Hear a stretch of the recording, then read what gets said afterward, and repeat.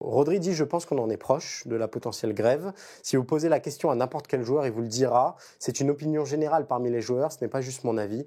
Si cela continue comme ça, à un moment, on n'aura pas d'autre choix. Maxime, est-ce que la grève des joueurs est une réalité proche, comme le sous-entend Rodri? Alors j'aimerais, mais je n'y crois pas tellement, parce que ce qui est drôle, c'est que les joueurs qui parlent, ce sont souvent les joueurs qui, j'allais dire, les cerveaux du milieu de terrain, c'est pas des joueurs à stats. C'est-à-dire qu'eux, qui jouent 4 matchs de moins, ça ne change rien et c'est peut-être mieux. J'attendrai que les très grands attaquants, les joueurs qui sont sur le devant de la scène, vraiment annoncent qu'ils jouent trop de matchs. Mais comme ils courent toujours derrière les stats, derrière toutes ces choses-là, je ne suis pas sûr. En fait, le problème, alors, je vais faire avant, là, je ferai une aparté sur la Coupe du Monde des clubs qui arrive l'été prochain. En fait, est-ce qu'on joue plus de matchs qu'hier ? Je ne suis pas sûr, et je ne crois pas. Regardez en France, 18 clubs, plus de Coupe de la Ligue, une Coupe de France à un tour. Il fut un temps où la Coupe de France c'était en match aller-retour, un match aller, juste un match. Avant c'était aller-retour. À un moment, on a eu la Coupe de France et la Coupe de la Ligue. Prenez 2002, quand l'équipe de France se crache à la Coupe du Monde, on pointe déjà le nombre de matchs joués par Zidane et compagnie, c'était une réalité. Or, aujourd'hui, un top joueur ne joue pas forcément plus de matchs, ou à très peu de choses. Or, ce qui change maintenant, c'est que vu que les top joueurs sont concentrés dans les mêmes équipes, eh ben, il y a une perte de qualité et eux, les top joueurs, jouent beaucoup plus de matchs et ce qui nuit au football, voilà, tout simplement. Parce que si vous prenez le joueur lambda, prenez un joueur de Montpellier, il joue même moins qu'avant, puisque le joueur de Montpellier, il a le championnat et la Coupe de France. Donc techniquement, un championnat plus une élimination pour les tours de la Coupe de France, ça fait 35 matchs maximum. Or, ce qu'il y a, c'est qu'il y a vraiment une division en deux du football aujourd'hui. Et c'est vrai que les cadences sont folles pour les très très très gros joueurs.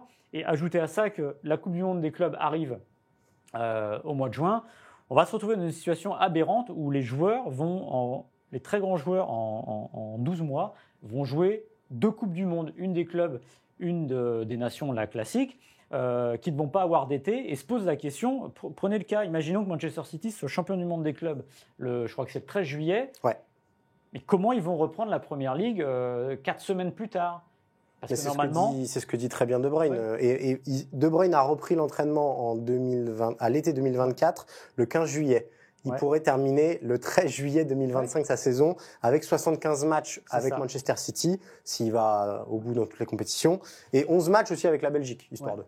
Et le problème, c'est que d'habitude, quand vous avez des internationaux, ils sont au repos et le reste de l'effectif reprend la saison. Mais puisque tout l'effectif de Manchester City serait allé au bout, qui reprendra la Première Ligue? Donc en gros, non, mais c'est un football qui marche complètement sur la tête. Et moi, j'aimerais, comme tu as dit, qu'ils fassent grève, qu'ils disent stop, on joue trop. En fait, mais je vois pas trop la solution. Je vois pas comment on peut unir déjà. C'est ça. C'est plus la question de la méthode. Dans les très gros clubs. Et moi, alors, on parlait de Didier Deschamps et Griezmann tout à l'heure, il s'en plaint Didier Deschamps, mais il dit qu'est-ce que vous voulez que je dise, qu'est-ce que vous voulez que je fasse? Bah si, il faut que tu fasses. T'as d'autres sélectionneurs. Vous êtes patron des clubs. C'est vous qui êtes perdant dans cette histoire-là. Donc à un moment, vous dites stop. Voilà, tout simplement. Si la FIFA voit que les principaux sélectionneurs des équipes nationales pour la Coupe du Monde disent stop, ils vont commencer à se poser des questions. Et même les clubs. Ancelotti, pareil, il a le beau rôle de dire bah oui, mais la Coupe du Monde des clubs, bah oui, mais non, faut dire non, faut aller voir le président, faire des choses, parce que là aujourd'hui, c'est sûr que c'est plus possible. Carlo Ancelotti, qui en conférence de presse ce vendredi, a quand même dit que les joueurs seraient prêts à baisser leur salaire si ça garantissait de moins jouer. Je suis pas certain de ça. En fait, j'aimerais. Moi aussi, j'aimerais beaucoup, et je suis d'accord avec toi sur tout ce que tu viens de dire. Et je pense que les joueurs, ils sont un peu à la fois victimes et principales bénéficiaires de tout ça. C'est-à-dire qu'ils sont victimes parce que c'est eux qu'on utilise beaucoup trop, on tire sur les corps, et on l'a suffisamment souligné par le passé. Les cadences n'ont plus aucun sens. Et on a parlé de De Bruyne, on peut parler de Mbappé. Regardez sa pré-saison post-Euro et avec le nouveau challenge Real Madrid, je crois que sa pré-saison, ça correspond à 2 semaines où en fait on peut pas faire de travail foncier intéressant sur 2 semaines. Donc à un moment ou un autre, ça va poser problème.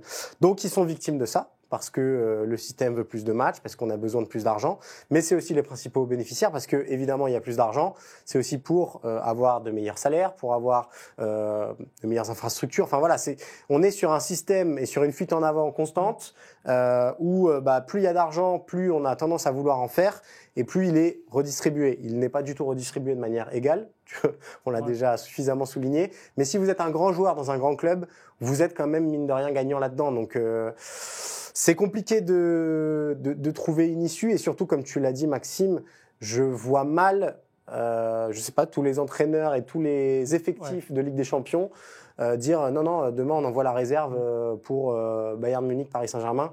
J'ai un gros doute quand même. Et le syndicat, il y a le syndicat des joueurs, La l'international FIFPro, qui pourrait, mais encore une fois, c'est très, très, très compliqué. Et ça me fait penser un peu à la situation. Ça pourrait être. Je veux parler de tennis. Tennis, c'est une élite qui est beaucoup plus resserrée que le football. Prenez le cas des night sessions. Combien de fois les joueurs de tennis se plaignent des night sessions en disant mais on joue trop tard. J'ai joué jusqu'à 4h du matin. Le lendemain, c'est l'année dernière, il y avait eu un forfait à Bercy, je ne sais plus, c'était Rude, où il y avait un joueur qui avait déclaré forfait parce qu'il avait joué la veille, il ne pouvait pas. En fait, c'est se tirer, c'est le tennis là, et le sport.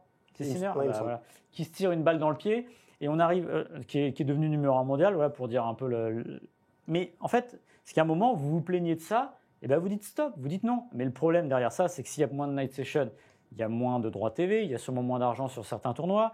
C'est le cas des paris aussi, les paris. Les joueurs de tennis qui sont les premières victimes de ça, avec des messages dégueulasses et horribles sur les réseaux sociaux.